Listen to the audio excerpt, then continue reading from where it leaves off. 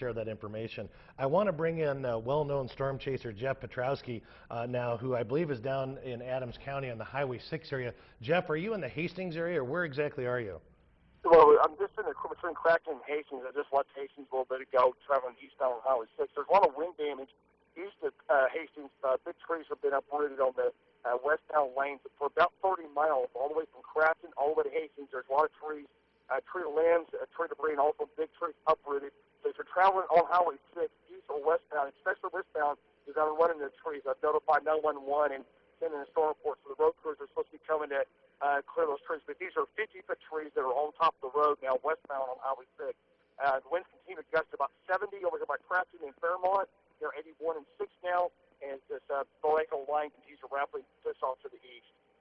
If you're just joining us at home, it's 12:45 on Sunday morning. Meteorologist Tim Jones with meteorologist Nathan Gogo. With us on the phone is well-known storm chaser Jeff Piotrowski, who's witnessed some of this damage. Jeff, let's go back through the day for a moment, if you have a minute. I believe you were in the northeastern part of the state on that first tornado-warned storm, maybe around the Norfolk area. Then did you transition down the line of storms and then end up back here in our area? Right, that's correct. I was up northeast on the original tornadoes, tornado-warned storms up to the northeast. They did not tornado, but came very close to tornado in northeast. But I did film a tornado as I got back south here earlier, and that was going to be just back to the south of Ward. I'll tell you the town here. It was just to the northeast of. Let me find the road here. Bear with me here just a second. Getting the winds some are information. very high where I'm at here now. Okay, that's fine. And so as you move down from north central Nebraska, and ending up down here, were you able to catch that last supercell that was on the southern edge of the line that moved up through Adams and Clay counties, or did you just? Yes, I did. And okay. I did intercept the tornado. We came down through a war, and I got in Gettner. I drove down south on 14 and came in on the east side of the tornadic storm as it came out of Trumnell. And as it went northeast, I got to Gettner, and sirens were going off. And I went south of Gettner. I had northeast winds at about 70.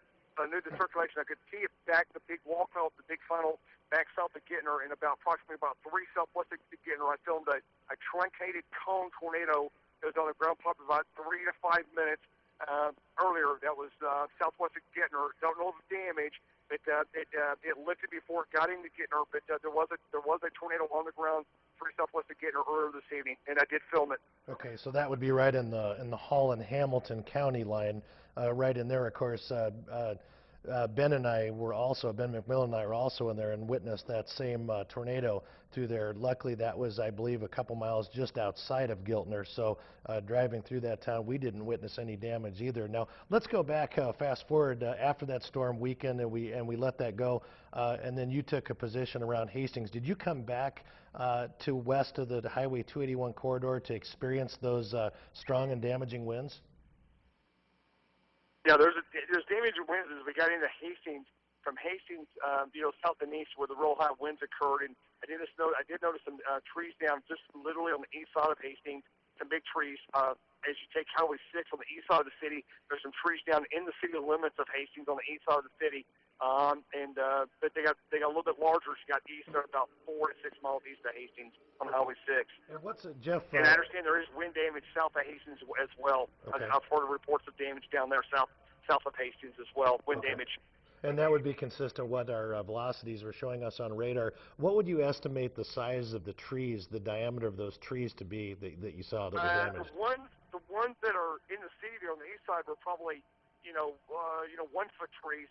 As you go about 5 to 6 east, I'd say those trees were like 50 foot high and probably 2 to foot diameter. These are big trees that are across the road east of Hastings, about 6 to 8 miles.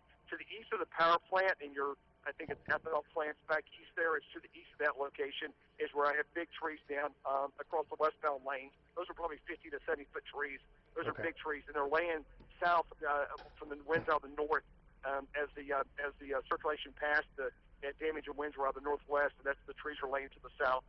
Okay, and so trees that size, I mean, would you agree that it would take at least 70 to 80 mile an hour winds to? Oh, absolutely. Okay. Yeah, absolutely. I think there's probably an area, again, we'll have to look at the measurements in Doppler, but I think from Hastings southward all the way to the east, there's winds anywhere from 70 to 90 miles an hour. It's extremely damaging wind. and I think we're going to find a big swath of damage tomorrow morning, of damage, trees uprooted and damaged from Hastings east and south. Okay. Jeff Piotrowski, storm chaser extraordinary, very well known in the storm chaser community. Obviously, you've chased up here multiple times. Always a pleasure to talk to you, and of course, seeing you when you're up here. And thank you for the report, my friend. Thanks, Jeff. Thank you. All right, take care. If you have anything else for us, feel free to call us back. Bye-bye. Okay. And that's meteorologist, or not, excuse me, that's storm chaser, renowned storm chaser, Jeff Piotrowski. And a lot of people at home probably don't know who he is, but Jeff is always in the middle of those big events. Of course, he was right in the heart of that Joplin tornado a few years ago, and very, very humbled and blessed to have him as a friend, and that we have him as a resource to help pass on information. And he's one of the tools we have to help keep our viewers safe. So it's a good night, and thank you, Jeff, for that report.